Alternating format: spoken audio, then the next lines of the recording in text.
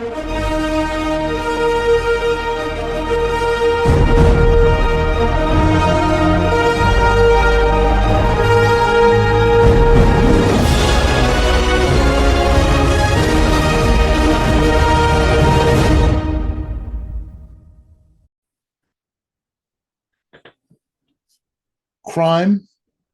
is not an abstraction. It is not a statistic. It is not a talking point. Crime is a bill, and the poor pay it first. Every time politicians excuse lawlessness as, well, their root cause is to somebody in a working class neighborhood gets hit with a higher price, fewer options, less safety. And nobody sends them or the politicians a receipt. Who sends them a receipt? That's what we need to talk about today. Because crime isn't just immoral, it's economically brutal. And it operates just like a tax. Okay, for some of you who went to public school, well, like me, when theft rises, stores raise prices. If you wonder why, and I used to hear this all the time, the prices in the black neighborhoods are higher than the prices in the white neighborhoods. Well, there's a reason. Because when theft goes up, stores raise their prices to keep up. Security costs go up, and the losses get passed on. That's not greed, it's arithmetic. Let me help you again. That's not greed, that's not racism, it's arithmetic. Big corporations can absorb losses for a bit, but small stores, especially the corner store, the bodego, they can't. So what happens? They lock up the toothpaste. They lock up the baby formula. Why? Because some of y'all keep stealing it. They lock up razors and detergent and aspirin. And who pays the price for this? Not the suburban progressive tweeting about restorative justice. It's the single mom who goes to these places to buy groceries after work. Crime turns basic necessities into luxury items.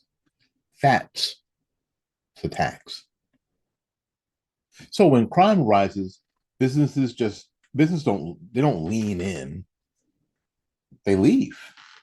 So when you see these videos on TikTok and you see these videos on X where people are just they overrun the 7-Eleven or they overrun some other store and they're just grabbing stuff and walking out with it,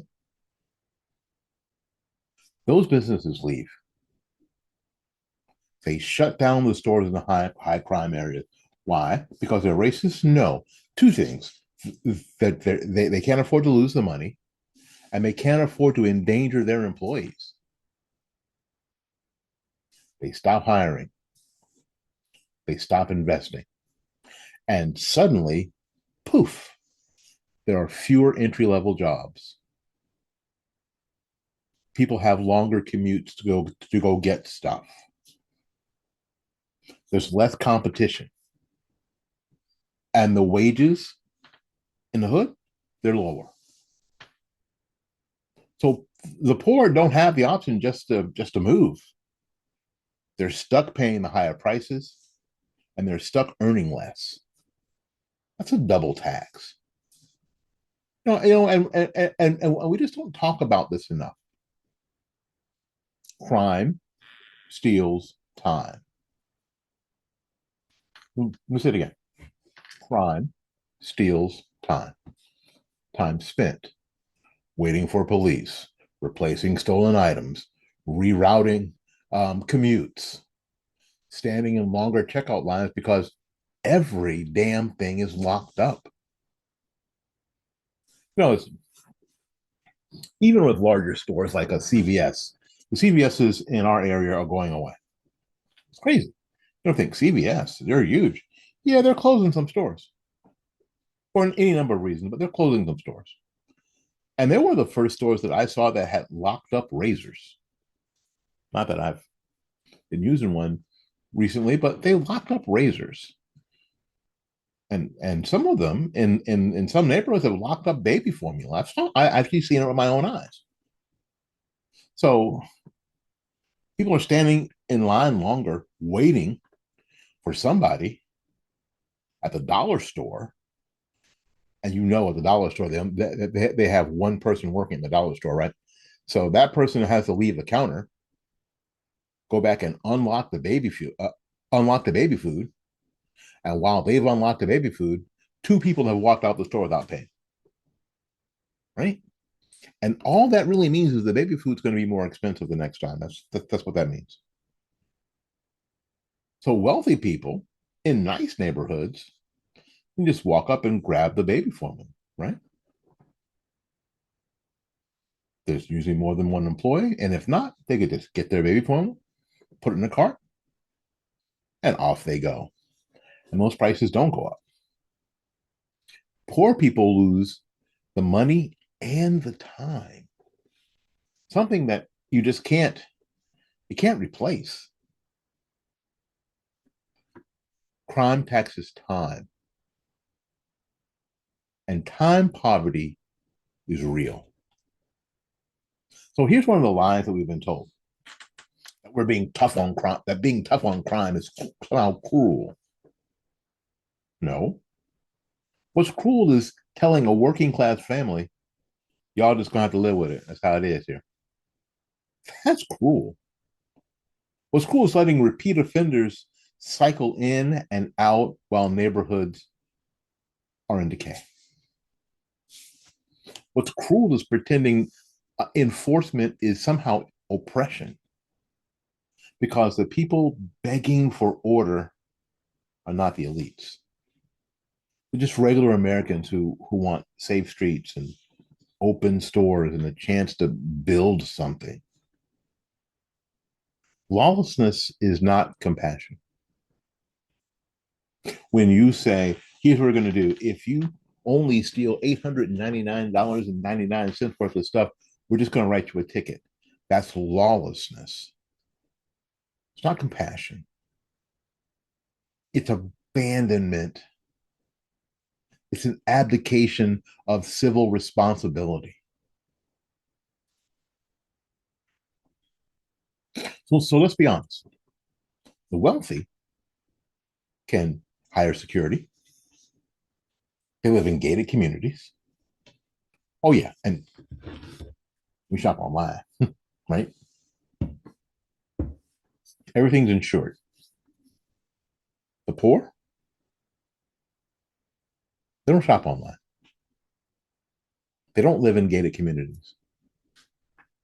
You can't hire security or insure everything. They just absorb the loss. They just take it.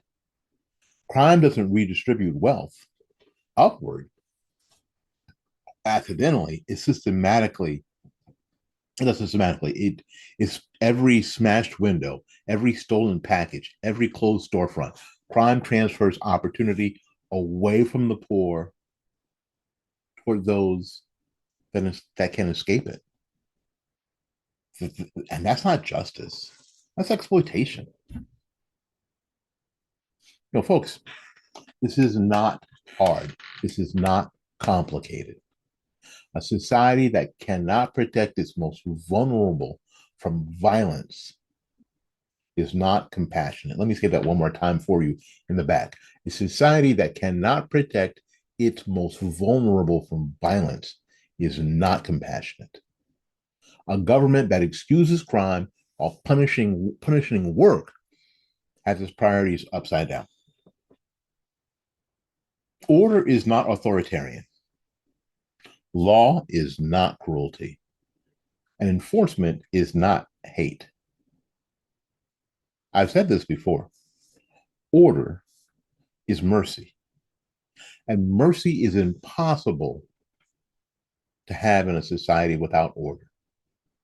Compassion is impossible to have in a society without order. In another video, I mentioned this, and I'll mention it again. When I first started teaching back in 1985, 85, well, my first job was at a school, a junior high school, what will be called the middle school today, that was had a lot of kids that were living in the same neighborhood I grew up in.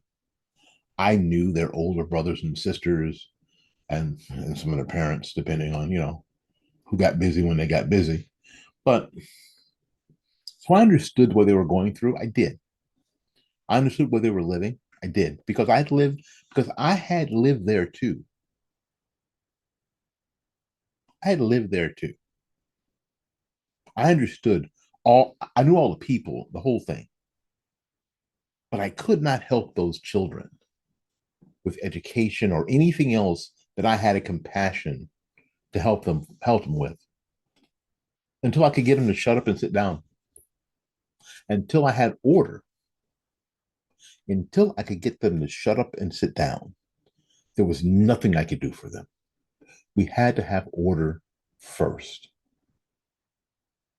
And then I could pour out whatever compassion that I was able to pour out.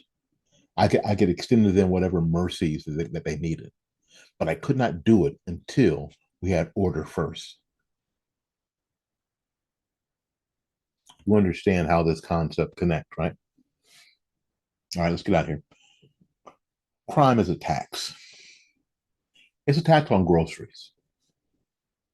It's a tax on jobs. It's a tax on time. It's a tax on hope. And like all regressive taxes, it crushes the poor first and the hardest.